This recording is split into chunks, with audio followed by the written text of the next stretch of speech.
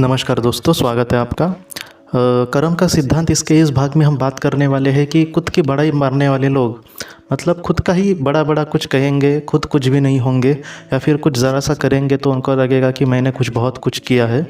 इसकी कल्पना मैंने क्यों आई इस वीडियो बनाने की या फिर इस विषय को मतलब हम देखें। इसकी क्या हुआ कि कुछ सालों के पहले की बात है, मुझे लगता है 4-5 साल हो गए। मैं अपने दोस्त के साथ बैठा था, ऐसे ही मतलब रास्ते पर बैठा भी नहीं था, खड़ा था रास्ते पर, जैसे हम चौराहे पर खड़े होते हैं। और उसका एक छोटा सा दुकान था वहाँ पे, उसके पिताजी वहाँ पे काम करते थे और ये भी थोड़ा बहुत ऐसा उनको हाथ बटाता था।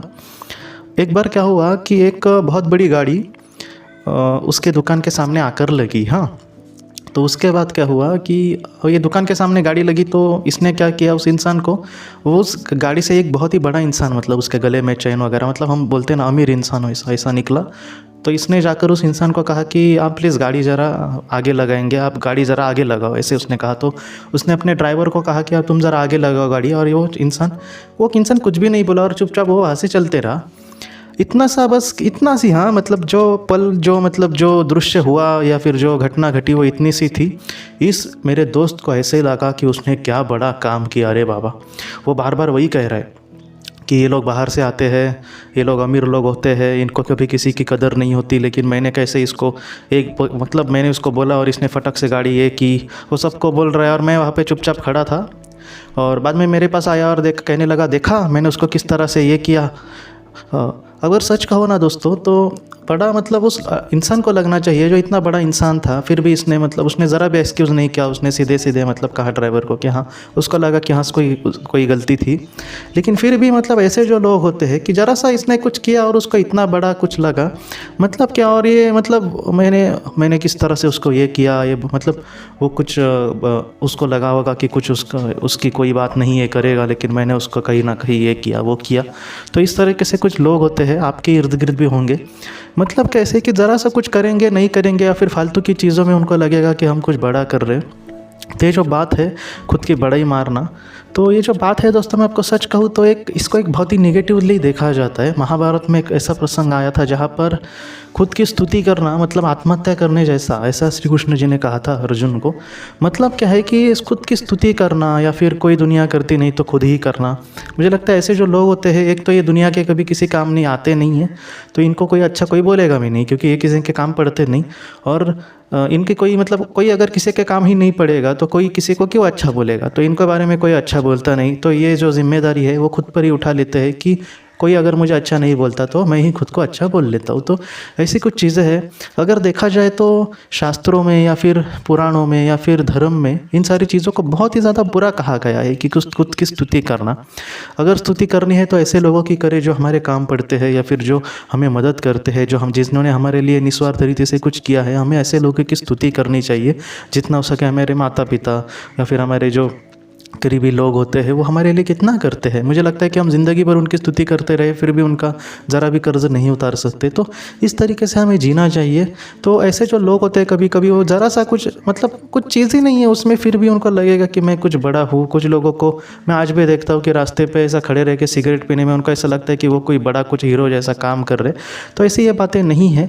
जो बुरी चीज़ें हैं या फिर जहाँ पर कुछ बात ही नहीं है, हमने कुछ किया ही नहीं है, वहाँ पर हमें खुद का स्तुति करना या फिर खुद की बड़ाई मारने का कुछ वो यही है नहीं है, वक्त नहीं है, वो जगह नहीं है। तो ये हुई बात खुद की बड़ाई मारने वाले लोगों की। अब कर्म का सिद्धांत इसका नतीजा क्या हो सकता है या फिर इसका परिणाम उसके इंसान के साथ क्या हो सकता है।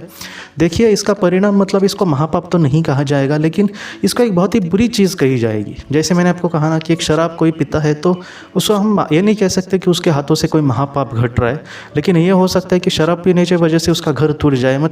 कोई उसके हाथों से शराब की वजह से कोई महापाप घट सकता है, लेकिन वो शराब पीता है तो इसके लिए हम ये नहीं कह सकते डायरेक्टली कि वो बहुत ही बड़ा पाप है। लेकिन ये जो है वो इतनी बुरी चीज़ है कि वो कहीं ना कहीं बहुत ही बुरी चीज़ों की एक शुरुआत हम कह सकते हैं। तो ऐसी ये बातें हैं। ऐसे लोगों के साथ क्या हो सकता है, तो कर्म का जो सिद्धांत है वो बड़ाई मारने वाले लोगों को ये कहा जाता है कि एक तो बहुत ज़्यादा इनका नेगेटिव कर्म जमा होगा। नेगेटिव कर्म जो होता है दोस्तों, कभी कभी वो डायरेक्टली अपना रिजल्ट नहीं देता, लेकिन वो ऐसी चीज़ है कि जहाँ पर इंसान का माइनस कहीं ना कहीं उसका पीछा, मतलब जहाँ पर वो समझो अब अच्छे से बढ़ने की कोशिश कर रहा है, समझो कि कोई इंसान है वो लोगों की मदद भी कर रहा है, बहुत ही अच्छे से अपनी ज़िंदगी जी रहा है, मतलब क्या कि उसको बहुत कम समय में वो बहुत आगे जा सकता है, उतनी उसमें कैपेबिलिटी है, वो बहुत ही अच्छे काम कर रहा है। लेकिन ऐसे वक्त में अगर वो खुद की स्तुति करे, खुद की बड़ाई मारे, या फिर ज़रा सा किसी के लिए कुछ करे और उसको 10 बार सुनाए कि मैंने तेरा वो काम किया था 5 साल पहले, तो ये जो चीज़ है दोस्तों उसको बहुत ही नेगेटिवली देखा जाएगा आत्मलोक में। तो इस वजह से क्या होगा कि जिस मतलब उसको 4-5 जन्मों में समझो वो एक लोग आराम से ऊपर जा सकता था, क्योंकि उसने इतने अच्छे कर्म किए हैं लोगों की। वो कभी कभी कुछ होते हैं मदद करने वाले भी, ये भी मेरा दोस्त है, वो भी कभी कभी छोटी मोटी मदद करता रहता है।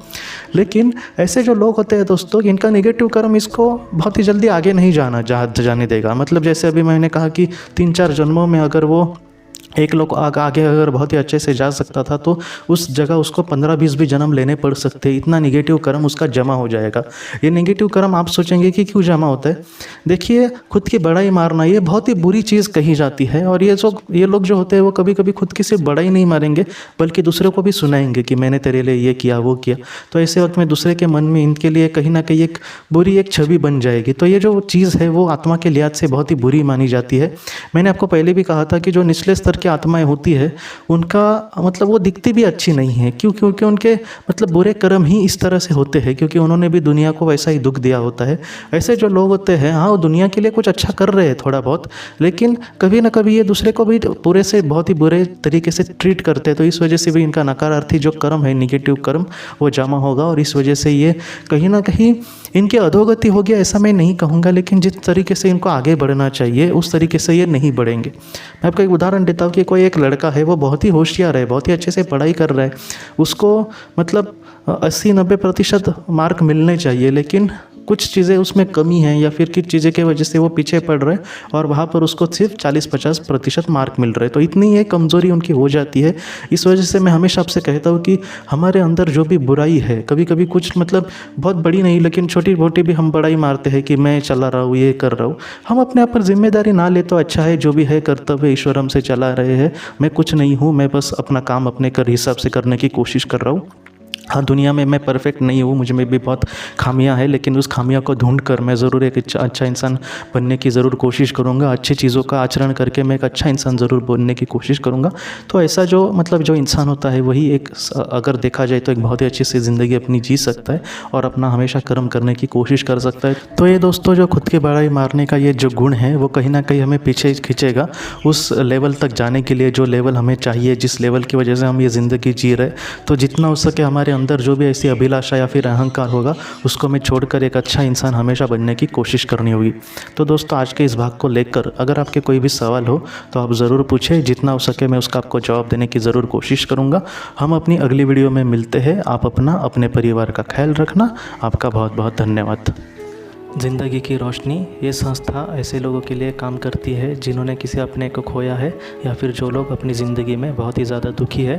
जो लोग इस संस्था से जुड़ते हैं उनको तकरीबन 50 किताबें भेजी जाएगी उनके व्हाट्सएप पर या फिर ईमेल पर। ये किताबें आत्मलोक या फिर मौत के बाद हमारे साथ क्या होता है, इन सारी चीज़ों की आपको पूरी तरह से जानकारी देगी। और इसके साथ साथ आपको एक पास्ट लाइफ रिग्रेशन थेरेपी की ऑडियो भी भेजी जाएगी। इस ऑडियो की मदद से आप घर बैठे अपनी पास्ट लाइफ रिग्रेशन करने की कोशिश कर सकते हो। बहुत लोग पास्ट लाइफ रिग्रेशन थेरेपिस्ट के पास किसी कारण के वश नहीं जा सकते, तो ऐसे लोगों के लिए मदद के लिए ये ऑडियो तैयार की गई है। तो आप ज़रूर इस संस्था से जुड़े। इस संस्था से जुड़ने के लिए सामने जो व्हाट्सएप का नंबर दिया है आप कृपया उस पर संपर्क करें। आपका बहुत बहुत शुक्रिया।